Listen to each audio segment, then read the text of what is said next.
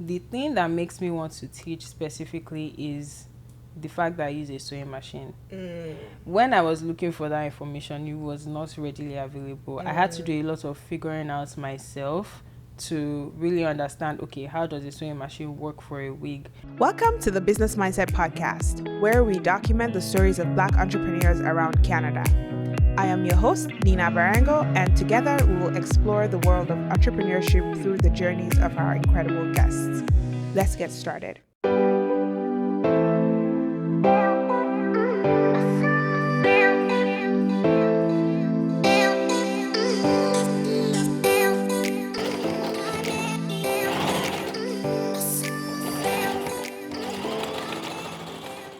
Hi everybody, my name is Omotola, also known as Omoteey. I'm the CEO of Laced't by Omoteey, where I primarily provide wig services and custom wigs, mostly within Toronto and the GTA, but also internationally. Yeah. Oh, I like that. I didn't know you did like internationally, like US or Yes. beyond. US mostly. Where's the farthest you've shipped to? Seattle. Interesting. The only thing I know about Seattle is Grey's Anatomy. What's the name of that place again? Grace Sloan Memorial. Yeah, but they changed the name. Remember when Derek died.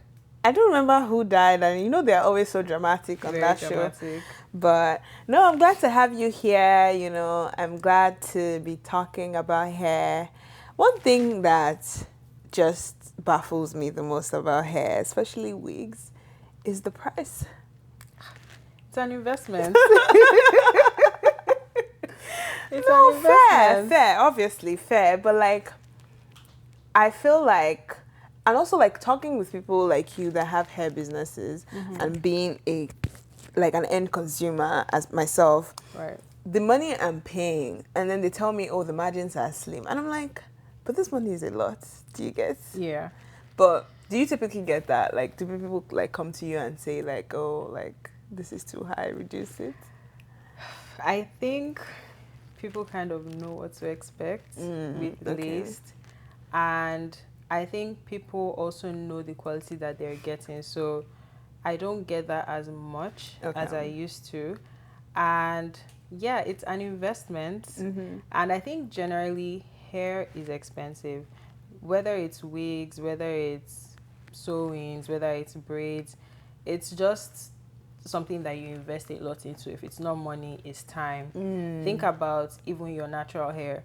If you're taking care of it, you need to do so on a regular basis, and that adds up, right? If you're doing treatment every month, over 6 months, that's probably like $600-700 at least. That's true. So with wigs, even though the price is a lot upfront, you have it for years. That's true. Have you seen those TikToks where people are like, oh, my wig is actually maybe 31 cents because if I divide the price by the number of days in a year. Girl math is too real because like one thing I'm going to do is get my cost per wear. Exactly. What do you mean? Like, exactly.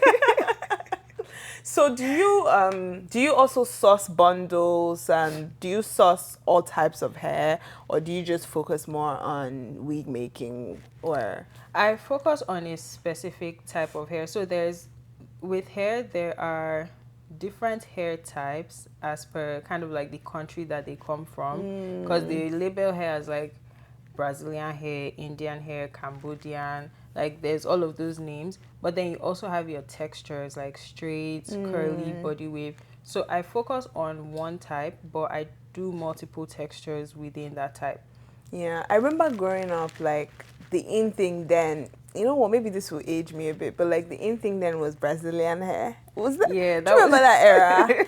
Like all the big babes had Brazilian hair, but nowadays I don't even know what type of hair makes sense, because there's like Vietnamese, there's raw, there's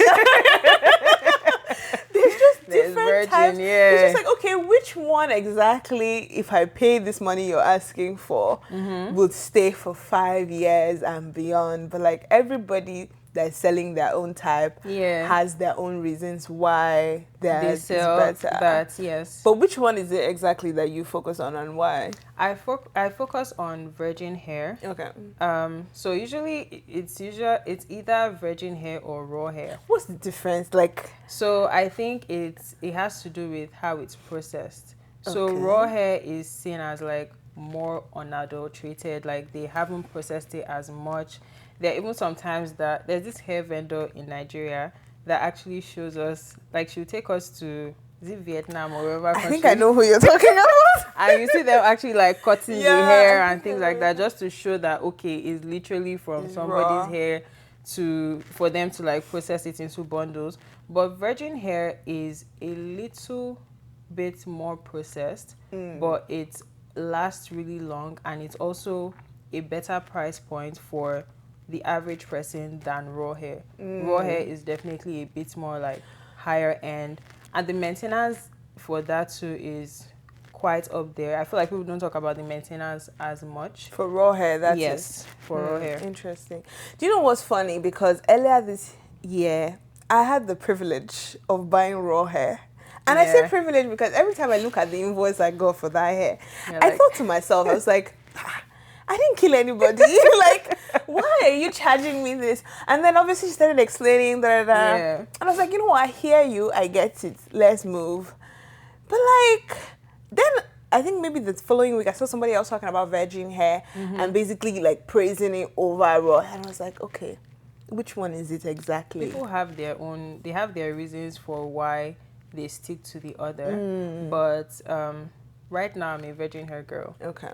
We probably would include raw hair at some point since it's becoming more of a thing. But for the everyday person, I think virgin hair it's lower maintenance, it lasts very long, it's tangle free. As long as you do what it is that you're supposed to do in terms of taking care of it, it does the job. Yeah. And also, I like to, right now, the reason why I also do virgin hair is, let's not lie to ourselves. Okay. Like, babes would be like, oh, I just want like a good wig. And then today you feel like, okay, I just want like a good straight wig. Tomorrow you want a good body wave wig. Tomorrow you want a good straight burgundy wig. That's the problem. Like you're still going to end up spending a lot of money on it. So why not try to manage your costs? Because you're not going to wear your wigs every day. Exactly. A lot of people don't wear their wigs every day. So if you have a collection, you're spreading your wear among like all of them, right? So do you necessarily need the raw hair? But raw hair is good. Raw hair is great. Please don't think otherwise. Raw hair is really good too. Do you know what? I think I'm currently experiencing a state of wig fatigue. Like, I think during COVID, all of us were working from home. Yes. So you have your work wig that you can quickly just throw on before your Zoom.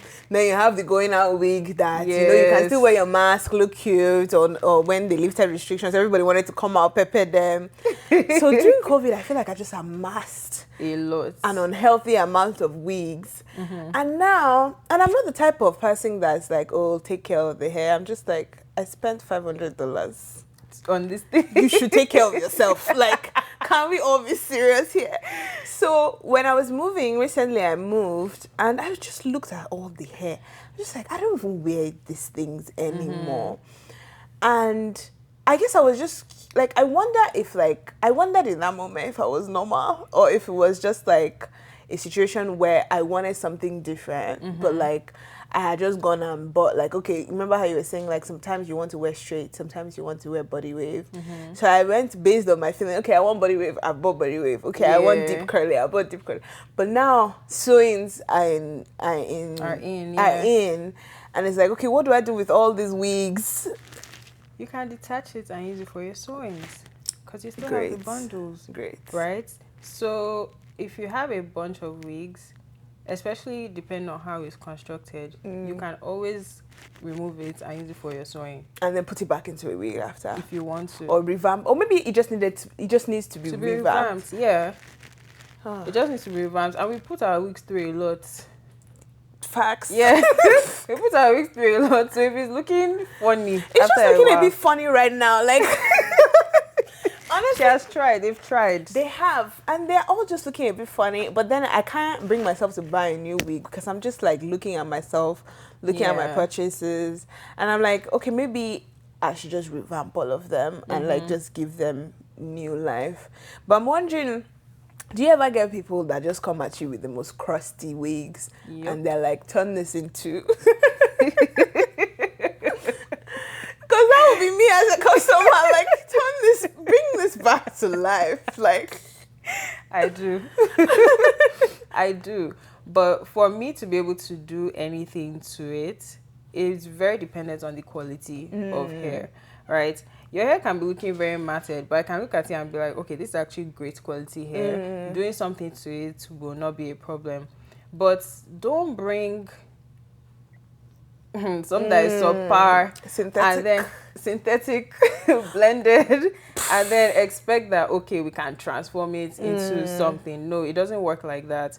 If anything, that only causes waste because now you're trying to revive something that is not even built for longevity. Facts. Right? And then you're wasting resources, wasting time, and then that wig is not even going to last for that person. By the time you give it back to them, it's dry, and it's small thing, you need to brush it. Like, They say put mousse, and I'm like, every time I put mousse, and the more I feel like when hair is great quality, you don't have to be putting product in it all the time. The more products you put, the more it weighs it down, the more you have to be washing it all the time.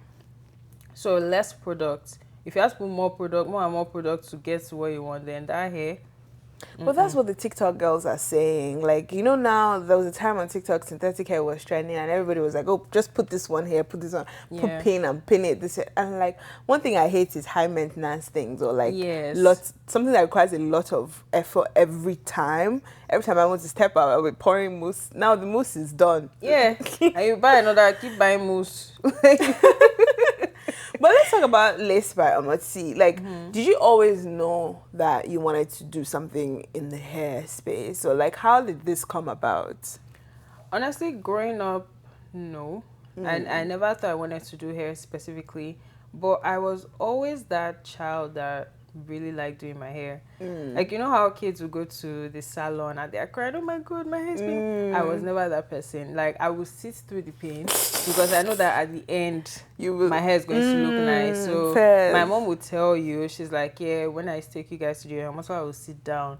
I won't complain. Maybe, okay, if it hurts a bit, I'll say something. But you know how painful hair is in Nigeria? I know. And I didn't complain much. I'm just like, my hair is going to be nice after.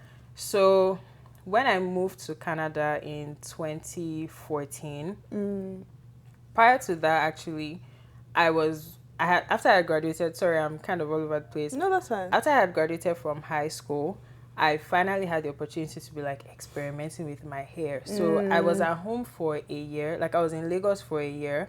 So I used to switch my hair up all the time. I started getting into like weaves. I would do like sewings. Today I'm doing like bangs, and it was fun. Like I always looked forward to it. I remember always asking my dad, "What are I need money for?" Did he used to take you serious, or was he just like every time you want to do your hair like?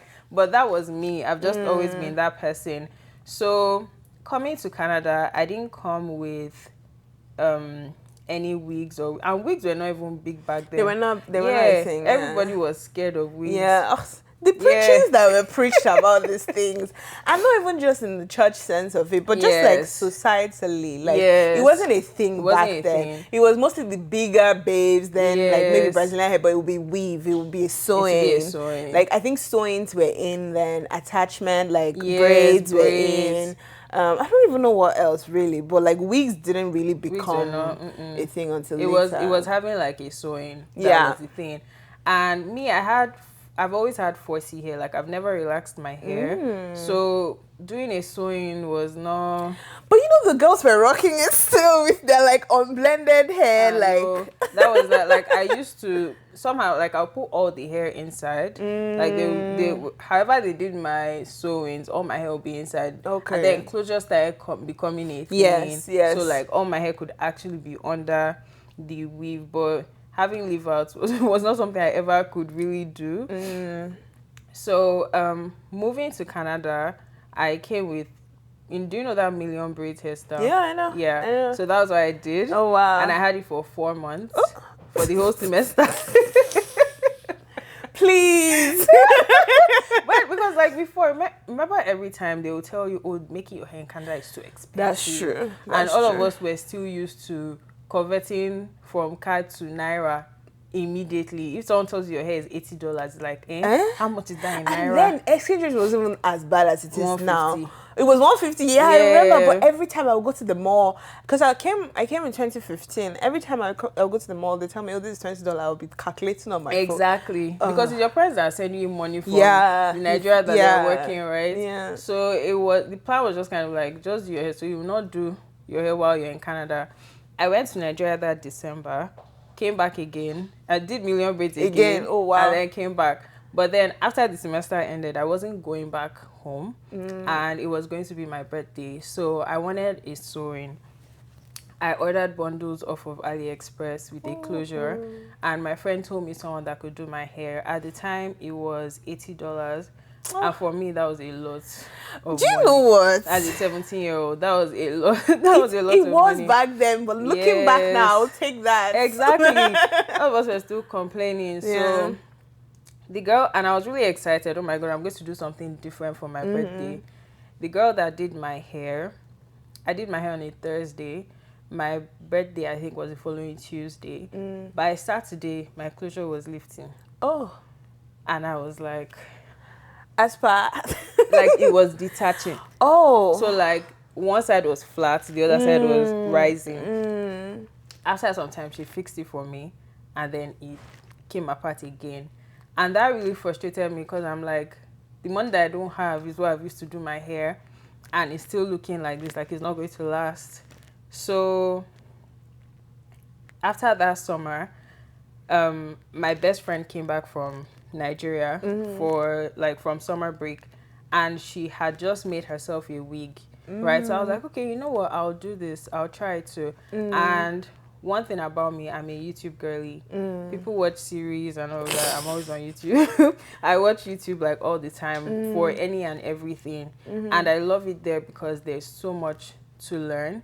And I was just interested. For some reason, I found that I was intrigued enough by hair videos to stay committed to like watching it and stuff. So at the time, I never really set out a goal as per, okay, I'm going to make sure that I learn this thing. It just came easy to me to want to watch that type of content. So while I was in undergrad, after I made that first week, I was really proud of it. I remember like sending everybody on Snapchat, guys, can you imagine? I just made this wig. So I made it a thing. Like I started posting on social media like Twitter, Instagram, telling people that, oh yeah, I make wigs. And then I would get people like reaching out to me to request their wigs being made.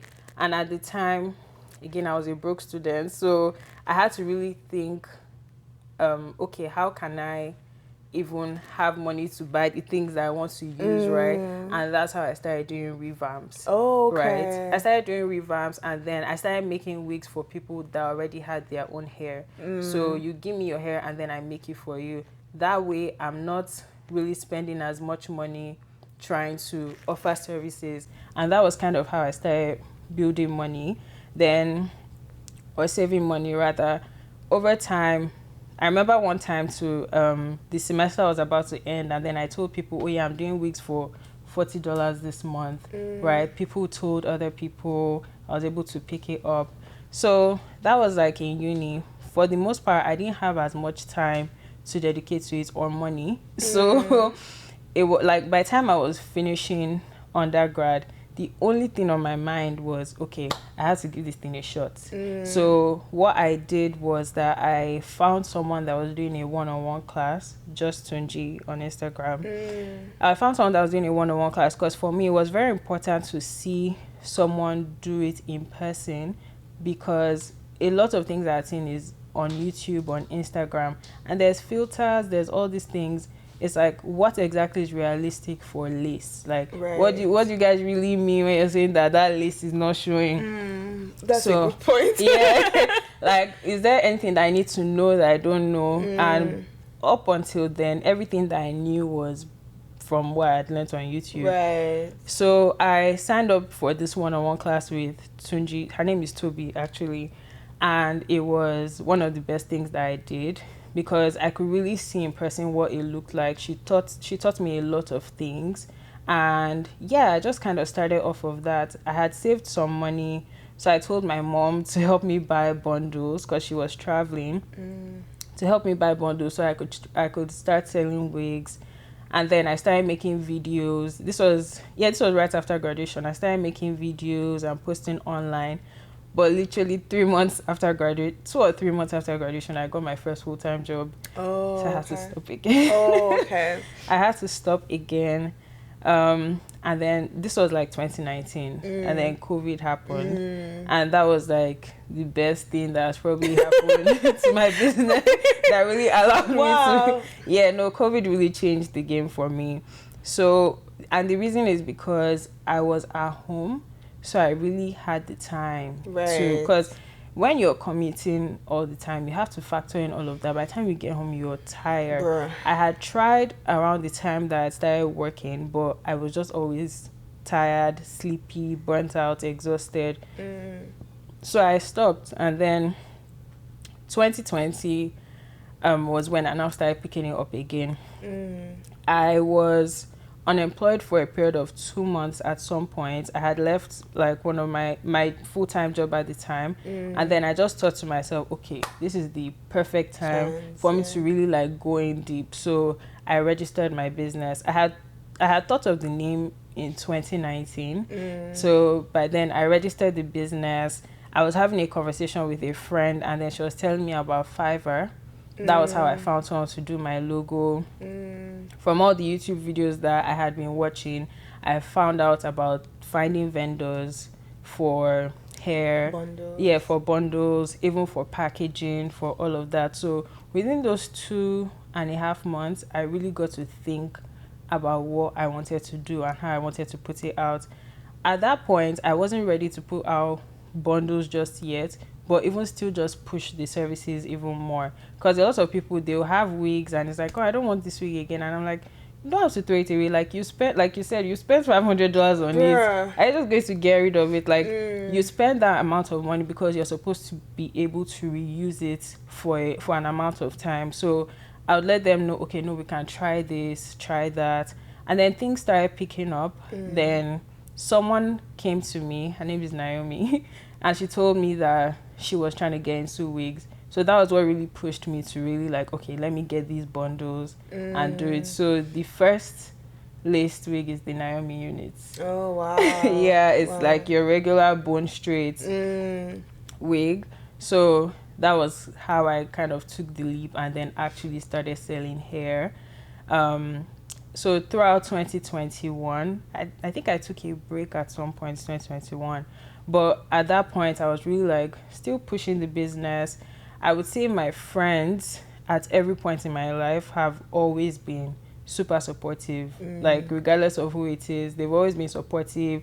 They put the word out there, they share, they tell people about it. So that has always been like a huge thing. And my mom too would tell her friends. Interesting. And I do a lot, all her hair. Okay. Yeah. So, I mean that's the thing about Nigerian parents. They will never forget to remind you that you're their child after all. But you know what, like which is also an interesting dynamic is that like I see sometimes with Nigerian parents as well, or maybe it's an African thing, I have no idea. But it's almost as if it's either you get full support from day one, where like you don't even believe in yourself yet, but they're like pushing you. Yeah. Or you get full support from the day you blow, where now everybody is talking about you. So they're like, oh yeah, my daughter, in fact, she sells internationally. Do you know she shipped to Seattle? Do you get...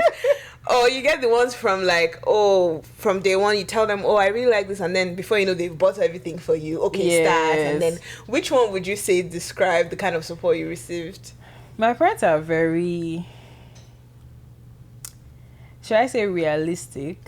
So as much as they're like, oh yeah, you know, you do this thing, what is stable? Like, don't just, like, yes, do this thing, no. But at the end of the day, they're very much like, you kind of want to make sure that you have something that's feeding you before you can, and then build your way up before you can fully commit to this. So they've been supportive, but we've had reminding you that we've had our ups and downs for sure. But I think at this point they're very supportive, especially with what they see now. Yeah, it's like, oh wow, okay, yeah. Now I remember telling my dad when So Plugged got their first grant. I remember telling my dad, oh yeah, the government of Canada gave us $10,000. He was like, the government gave you 10,000. Okay, what are you doing with the money? I was like, that's the next line of question. He was genuinely shocked. Yeah. He was like, wait, so the government of Canada rates you? Okay, sure. Because they see you too much. Honestly, I feel like there's a level of finish that comes into these things where they're like, oh, but you've just been pressing your laptop now. What do you mean the government? I remember, like, he was genuinely baffled. Like, he started asking me questions like, okay, so they actually understand your business model. I was like, yes, I had to do a whole. He was like, oh, okay, and they actually. And he kept asking, and he was like, and they actually. Surprised. Then after a while, he was like, you know what? Congratulations. I was like oh, that should have come like minutes ago. At the beginning. They definitely are big proponents of like, okay, they want you to find a stable ground. They want you to have a full-time job. They want you to have the traditional path. And then sure, in your free time, they follow your passion. Your free time thing, your side. My mom will always call it, how's your side project going? Yeah. This is a full-blown thing. Like, do you know people outside rate me? Exactly. Like, and they're like, oh, how's that your little? I'm like, okay, cool. I've come to peace with it. I've come to terms with like, this is what you guys understand. But sometimes it takes you taking that leap into like focusing solely, like you said, the 2.5 months you were able to just say, okay, let me do what needs to be done for me to see the results, because like I feel like business is really what you put in that you get out. Like, so obviously, like if you have a full-time job, you're obviously not putting your full, you don't have as much exactly, you don't have enough time, you don't have as much resources to then put into your business. But if you say, okay, for this month I'm going ham, and I think COVID really did that for a lot of people, because now you're no longer commuting. Now all those free hours at the office where you would have just been faffing around, now you can actually just focus on do something, edit content, right? Make a wig, you know, or have a meeting, or prep, or so I think for a lot of people, COVID really gave them that freedom to do something. But I guess I'm a bit curious, are you working full-time now? I do. Oh, okay, so but you're working fully remote, or I'm working fully remote. Okay, so you still have that a bit of freedom to thankfully since COVID I've been working fully remote. Every job that I've gotten, or every role that I've gotten, has been fully remote. Oh, I love that. Honestly, these days offices are just like, come back to the office, and I'm like, everything was working fine though. Like, there's no issue here. Like, we're all good. You don't need to change anything. Okay, so how do you handle all the aspects of Laced't by Omoteey? Like, from what I'm hearing, it sounds like you're doing the sourcing, you're doing the customer service, you're doing the wig making, the content. How do you? Honestly, I just take it one day at a time, and I like to make lists of what I'm supposed to do. Trust me, it gets overwhelming, but in the beginning it was definitely a lot easier, right? Because it's not as much, and I was so excited to do this, because I'm like, this is what I want to spend my time doing. There was a job that I worked a few years ago, and I remember being there just being like, this is not what I want to spend my time doing, right? So I'm not as motivated to really push myself, but because I actually enjoy this, I don't think I necessarily have like balance. Some weeks are easier than others, but lists help me. That's pretty much it. List. And then I also have friends as well that try to keep me in check. So if I say, okay, I'm trying to do XYZ, they would remind me, offer support. There's my mom too. So yeah. Oh, I love that. I really love that. And then, I mean, just because you mentioned creating content, you recently did like a TikTok series that went off, Yeah. and then you kind of almost doubled, if not tripled, your follower count, and Way all more of than way that. way more than that. Yeah. You see, the thing about TikTok for me, it's such an unpredictable platform. So unpredictable. Like, you don't even know what's gonna pop off. Mm-hmm. It could be the one you spend 2 seconds editing, or the one you spend days trying to perfect. And Yeah. then it just. But what kind of inspired you to do that? That's so crazy because, so those videos that went viral, I recorded them March last year. March 2023. Wow. So I had just gone through like a kind of tough period, and I was like, okay, I need to throw myself into work. I used to throw myself into work, and I knew that I had been wanting to do those videos for a while. So I'm making wigs anyways. Let me just record it. So I started recording it around then. Then I would stop and then pick it up again. I still recorded some bits in like November, August, like just different times in the year. But around the Christmas break, I was like, okay, now I actually have time to edit this thing. I've been saying since that I want to post it. So let me just get to editing. So during the Christmas break, I went through my camera roll, edited it, put it together. And then in January, February, I was still adding like little bits. And then I kept procrastinating when I'll post it, or I'll forget that, I wanted to start this day. And I wanted to start it on a Monday. So I gave myself a date, and I was like, okay, fine. Let's just go. And the good thing that I did was that I had like batch edited content. Yeah. Not just batch recording, but batch editing, so that I could follow it up easily, right? So that was what happened. I posted a whole year after. Wow. Yeah.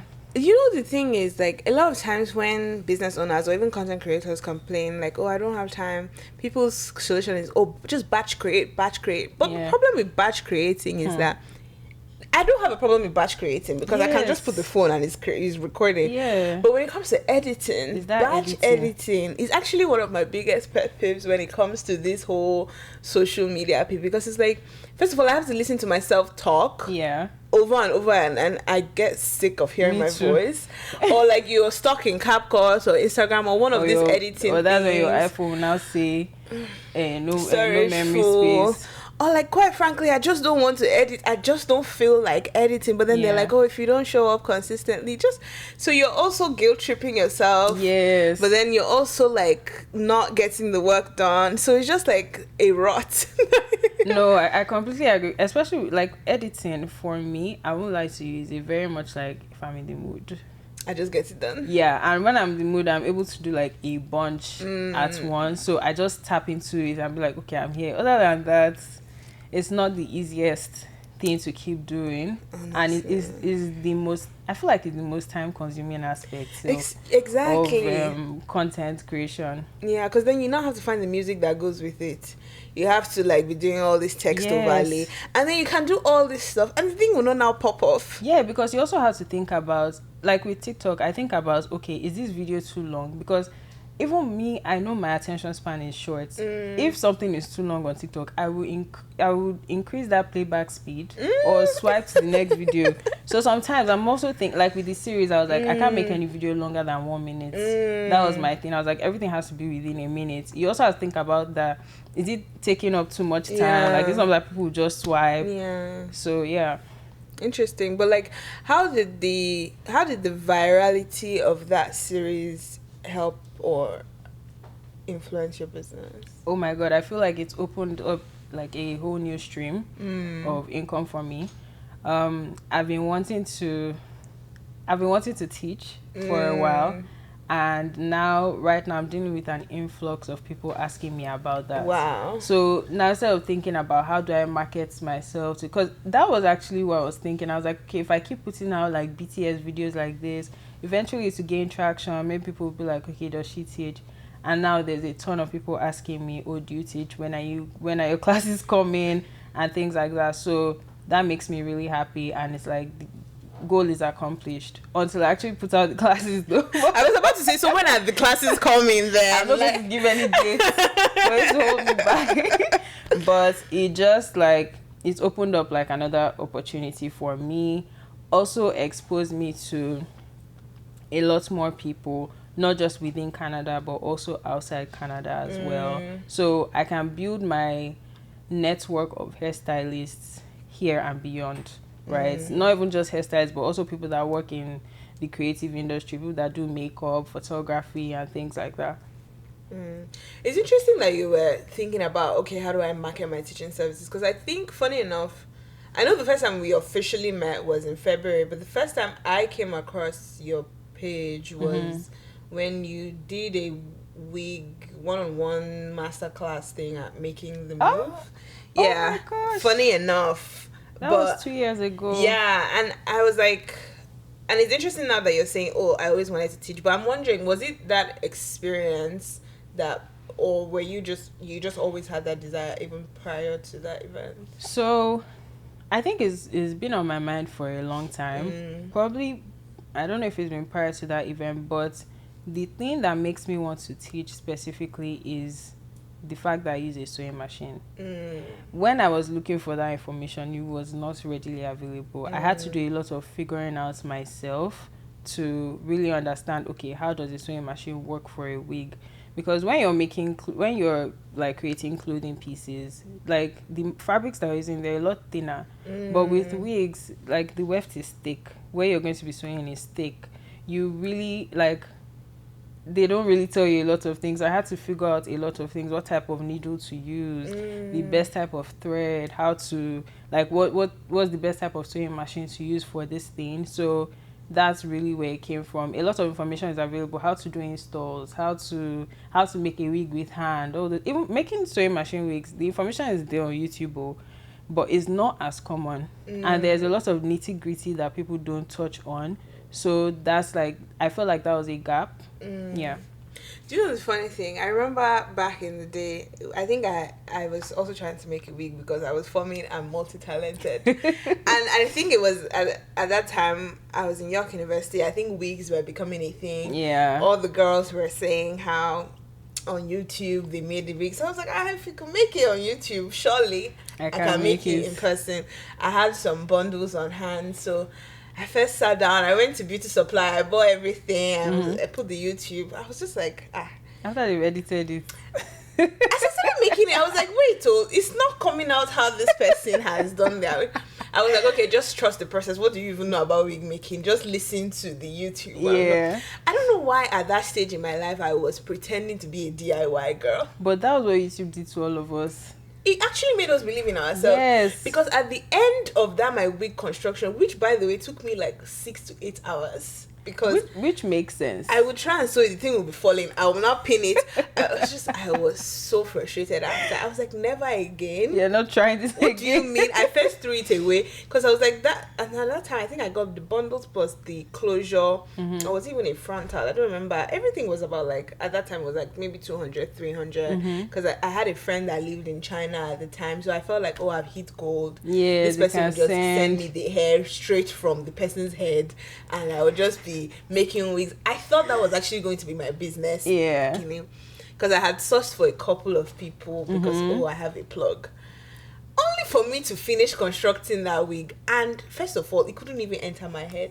I realized that the cap had shrunk. Too small, yeah. No, initially I had tested the cap I bought. It fits, right? Because the YouTube said test it. I tested it. Yeah. But by the time I was done sewing, maybe it was the thread I used or the needle. I don't know.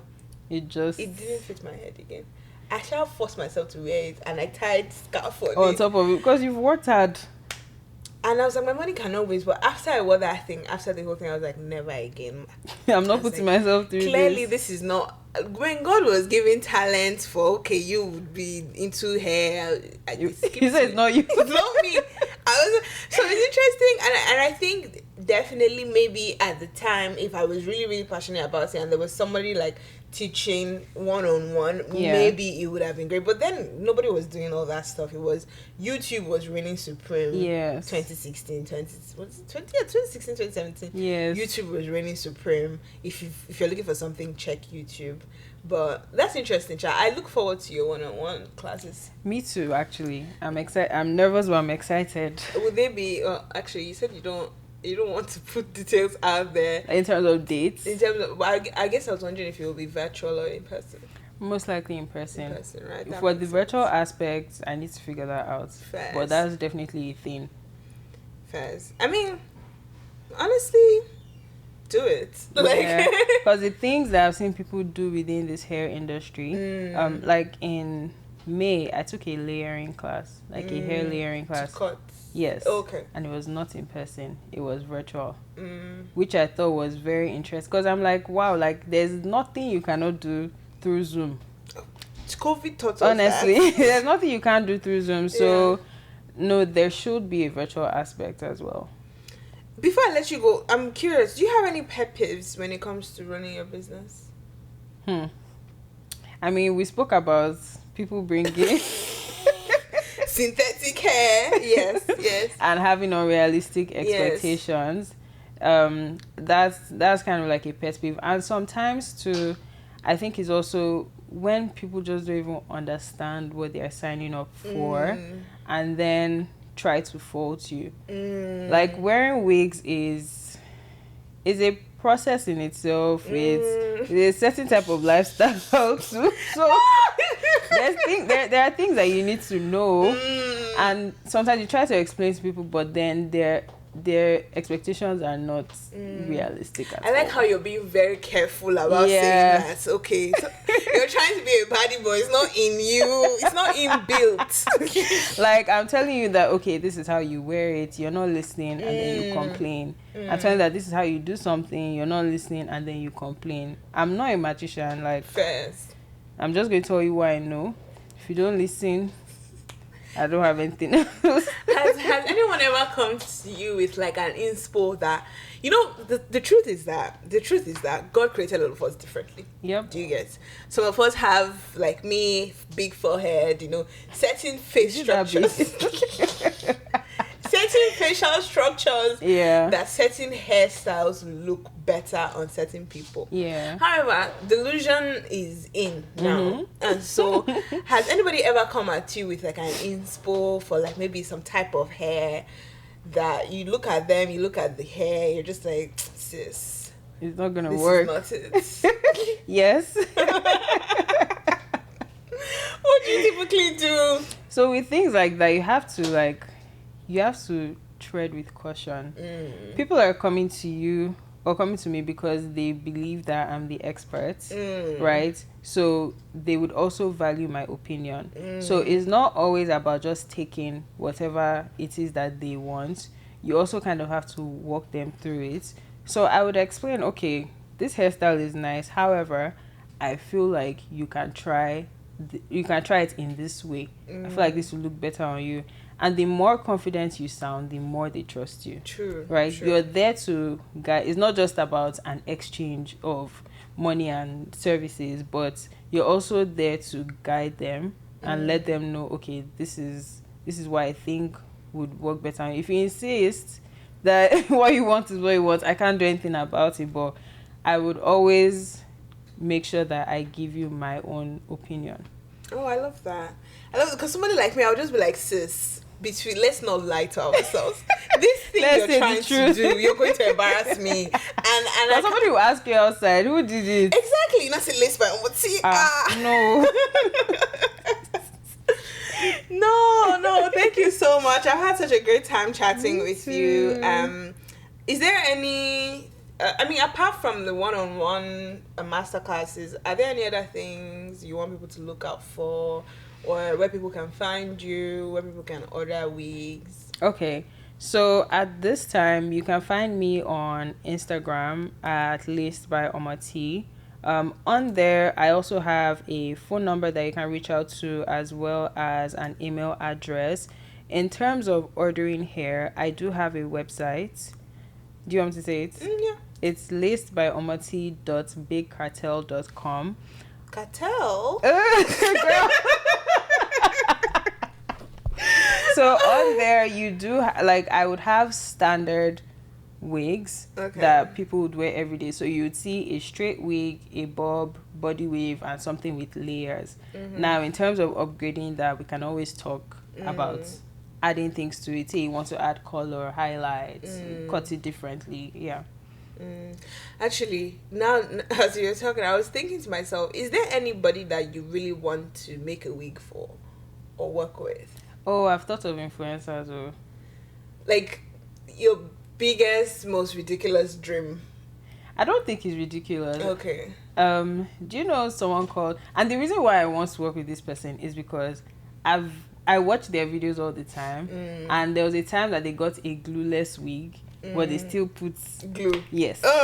And that I'm used to confuse me a lot. Because I was like, you need to come this way, because if you come to Lace, you don't have to deal with this. Her name is Dina Alexia. She's a Toronto influencer. Interesting. Yeah, so that's one that I want to send a wig to. I know a lot of people right now are like, oh, I don't do wigs anymore. But I think it's mostly because of the adhesive. And also, people forget, I'm not bashing sewing. Sewings are great. But people forget why we left sewings in the first place.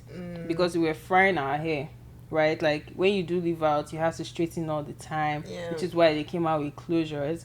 But now, I think because people think, okay, I always have to use glue.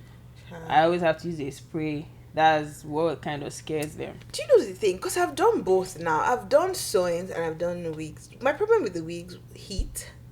Secondly, we wear like they say, oh, you can't see my lace. I went to go and you can't see my lace until I use glue to finish my front hair. Then I said, okay, fine. The girls are saying sewings. I went and got a sewing, which was great. I loved it. And I kept it in for like almost 2 months. Okay, time to take it out. Between my hair, the net, and the leave-in, there were just so many times I cut my hair, like, mistakenly, trying to get the thread out. Yeah. By the time I took it out, yes, my hair grew, but now there's just different points. Patches in the place. And so I was just thinking to myself, how do I win in terms of hair? As a black woman, I don't know. Looking for convenience, trying to look good on a budget. Yeah. Trying to not, like, roll out of bed and just do like this. And my hair, okay, let's do braids. But the braids these days is also gel being packed in there. That I don't like. Lack of skill, especially just in the diaspora. Yeah, because everybody's like, okay, we can make money. There aren't enough people doing it, so. So do you see my is it a conundrum or a dilemma? Like, I'm just constantly. Also, for the last, ever since I took out that sewing leave out, Is this the one you had in? For plugged in, yeah, it was so beautiful. It was, and honestly, if not that I needed to just take it out, I would have left it in. But after I took it, I was like, honestly, I should have left it in. The amount of hair that fell out based on I mistakenly cut my tracks. But you did it yourself? No, I didn't. Someone else did Someone it for you? did it for me, yeah. Oh, wow. Someone did it for me, but anyways. Long story short is that black women, we can't win. When it comes to hair, it's a daily struggle. Literally, it's like, okay, I have a bone straight, now I'm craving boho. Yeah. Okay, I have boho, but I'm craving this. And also the coins, the money. That's why we're always getting new degrees, getting new jobs, because we need to keep up. We need to keep up with the cost of looking good. We need to keep up. But I think the trick is really just switching the hairstyles that you try, because every single hairstyle for black men, there's someone out there that has a con for it. Absolutely. The reason why this is not this. So I think it's really just like, and that's the beauty of it, that you can switch up your look anyhow you want to. So yeah. No, I love that. No, I've had such a great chat, honestly. Me too. I feel like I've learned so much. I'm going to do better as a customer. No, I feel like I've learned so much. Oh, please do. Don't be surprised if I'm messaging. Okay, so how do we run this virgin? Sure, you said it's virgin. Free. How do we run this virgin hair? But no, thank you so much for coming. And thank you to you guys as well for watching. Once again, my name is Nina Barango. I am your host. I will see you next Monday. Bye. Bye.